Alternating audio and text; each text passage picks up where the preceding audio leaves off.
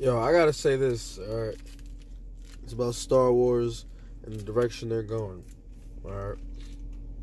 If they do decide to tell the storyline of Darth Bane in the 1,000 years before Anakin's time and the 1,000 years of tranquility that because of Bane and because of the hard victories and sacrifices the Republic's done in the war, the Galactic War that took place for thousands of years, if they tell the storyline leading up, like the last generation of Sith, like old Sith, which was really the last generation because of Darth Bane, if they're gonna tell that story, Yoda has to be alive.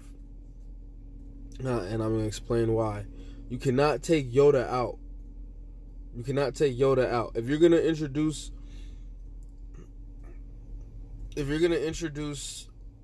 Master Yoda, if you're gonna introduce the Old Republic and try to make characters that we're gonna like, and you're gonna do this story first, at least let us embark on young Yoda. And Yoda was a master. He was a master. He said it himself. He's trained 1,000 years of Jedi. So yeah, he's 20 years old and he's already a master. So yeah, and I want to see what young Yoda could do. And then and that's how you also could have you could have like a character like Yoda, so we all can cling on to him because we know him. And then introduce another character, and then we could cling on to them, and it's all like, okay, this is Yoda right here, man, da da da. And then you tell how many stories or whatever story you're gonna tell, and then get on to the next one. Then we're used to other characters. Don't just go deep and diving into the Old Republic and not trying to like think about how to start it off. And you know what I'm saying? And that's if they're gonna do Darth Bane's era. Remember, Yoda seen the Old Republic, like the last remnants of the Old Republic. He's seen how it was, and he understood that he was just a baby in a 10,000 year war that was going on. It just so happened with his era, and because of Darth Bane, the Sith Empire and the Sith were no more. Darth Bane eradicated all of the Sith. He killed all of them. You know, Yoda knows who Darth Bane was, and that's how he was able to teach the 1,000 years of Jedi, because of the holocrons he was using in those times. And those times in the Old Republic, the Jedi and the Sith were using, because of the Sith, the Jedi were using different and more dangerous Force abilities, because the Sith were rampant. Like how there was a Jedi council, there was a Sith council. So they were going fucking rampant. They were going crazy, right? So you had to use different techniques, absorbing, and there was one where, like, if a girl, or say if I was a Sith and I was I was fighting a Jedi, and I try to like use my electric force, my electric lightning, they can open up like a little wind whirlpool and like send that shit flying right back to me. Like those were things that they did in the Old Republic, but through the times and the years, because the Sith were no more, or so the Jedi Council and the new Grand Master, was Yoda, thought that the Sith were no more. So then they start banishing some of those Jedi techniques, like in the Force, because they all understood these are also pathways to the dark side. So, that's what they also did. That's why you gotta tell, if you're gonna tell the story of Bane, you gotta tell the story. You gotta tell, Yoda has to be the antagonist, or somebody next to Yoda has to be the main guy, or whatever. And then you have a bunch of Sith, because it's the Sith Empire. Alright. And that could end, this story has to end on a good note, because we know that for 1,000 years, the Jedi, it was just Jedi. It was just peace. Anakin's time period and Luke's time period. This time period is nothing but peace before the Confederate and the Clone Wars for this 1,000 years. And the Jedi are just flourishing. The galaxy is just flourishing. Everything is good under the Jedi and the Republic. You gotta understand that. That's the last bit of that old crazy era, was when Yoda was like at least 20 years old, and he was a master at that age.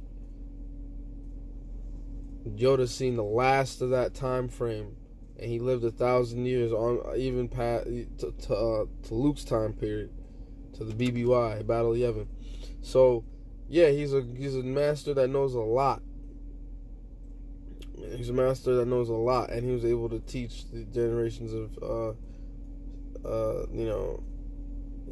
Jedi, just like the Grandmaster Shakaladet that was like hundreds and thousands of years ago. But it's crazy, they were fighting the same war. You get what I'm saying? So it's crazy. Star Wars, that's why I love it, because it could be like 1,000 years, 2,000, 3,000, 4,000 years, and there's so many great villains that arise, and there's so many great heroes arise, and they all die, and they all try to sacrifice themselves, and eventually one will win.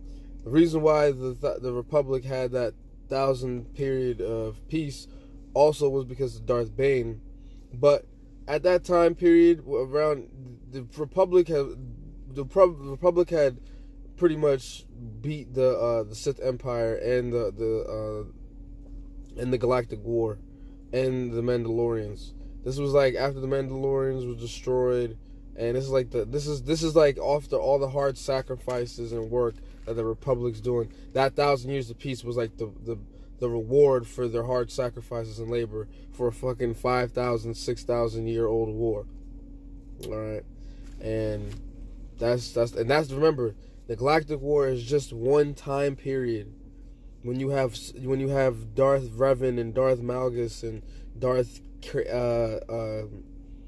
and Darth Malgus and Darth Revan and Darth Bane and Darth Malik, that's just one time period. Then you have Exar Kun. Exar Kun's time period was hundreds and thousands of years before, or at least thousands of years before. Exar Kun's time period, Yoda wasn't even alive. No one was alive.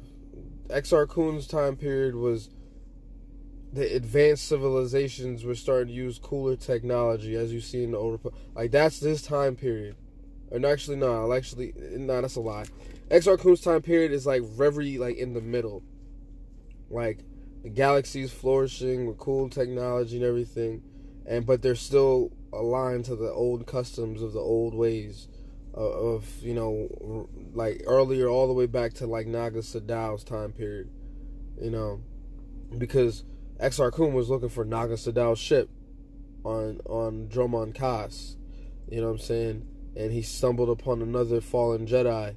So they weren't really true Sith, but they were fallen Jedi turning, and Exar Kun became his master. They went to a Jedi temple, and the other guy that was the apprentice, the fallen Jedi to Exar Kun, killed his own brother. And then banished the Jedi and the Sith, and banished just banished everything. He said, "Screw it." So the Jedi were never really able to defeat Exar Kun, but he used a ritual that he learned in the text of Naga Sadow to sacrifice his armies, which were actually the remnants of the first backbones of the Sith Empire. And he used a sacrificial spell or alchemy or force ability.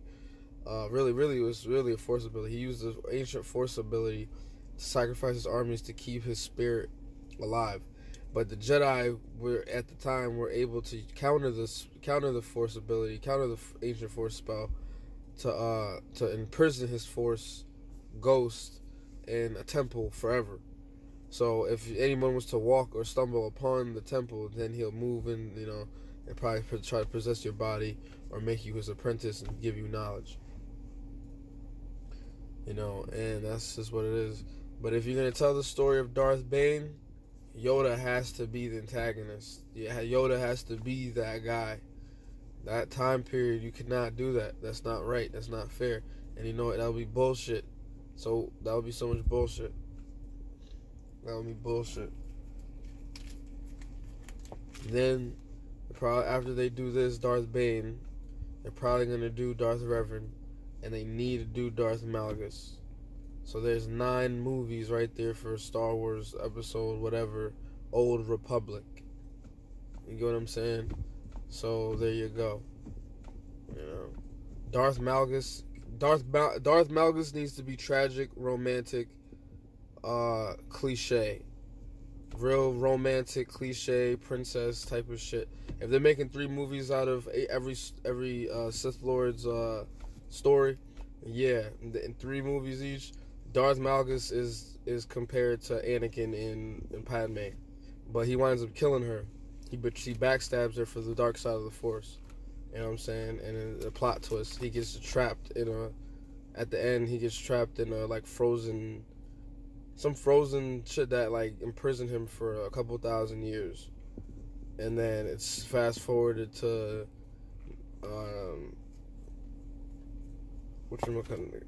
somebody important's time period. He woke up. They accidentally woke him up. But I was saying that they could have, if Disney really cared about the fans, they could have extended his time period to when Luke was around. You feel me? And then tell the time period how Kylo Ren accidentally like stumbled upon him. You know, accidentally let him free. That would have made more sense. You feel me? But whatever. You know what I'm saying? It don't matter. Now, but all in all, I mean, if I'm skeptical because it's like I'm happy for it. I hear the good news, like, okay, they're gonna work on Old Republic, but I'm not. I'm really not, because under the direction and the leadership of what Disney's doing, I'm just like, yo, they might as well not even touch it, because they'll never even really see the true benefit of it. You know what I'm saying? So I don't know. I think they should. And if they're gonna make these movies, if they're gonna make anything with Old Republic, that shit gotta be rated RRR. If they're doing the Old Republic, it has to be rated R. It cannot be PG-13. It can't be goofy. Every Star Wars movie gotta be PG-13 or rated R. That's it. That is it. That is fucking it. And with that, I'm out of here. I just had to get that out of off my chest.